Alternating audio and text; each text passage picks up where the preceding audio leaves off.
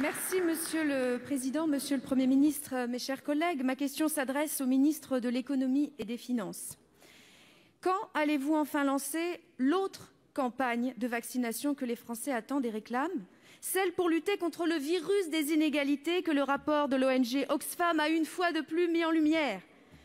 Car l'un des remèdes à ce mal mondial des inégalités qui n'épargne pas la France, on le connaît très bien, il est simple, il s'appelle la justice fiscale. Par un impôt juste et proportionné, un impôt redistributif ciblé sur les plus riches et en priorité sur les ultra-riches. Et la France, par votre bilan, se classe très mal sur l'indicateur de mesure de la progressivité de l'impôt, elle est 47e.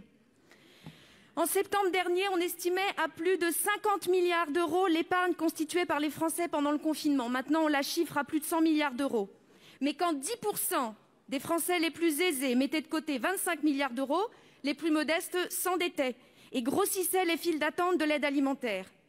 Quand les 43 milliardaires français voyaient progresser leur fortune de 175 milliards d'euros entre mars et décembre dernier, on constatait sur le territoire national, et nous sommes nombreux ici à l'avoir vu, une hausse de 8,5% des demandeurs du RSA. La situation actuelle, elle est le fruit de la pandémie, oui, mais elle est aussi le fruit de votre politique fiscale, jamais démentie depuis 2017. Alors qu'attendez-vous maintenant face à la situation d'urgence pour mettre en œuvre les mesures propres à lutter contre les effets ravageurs des inégalités?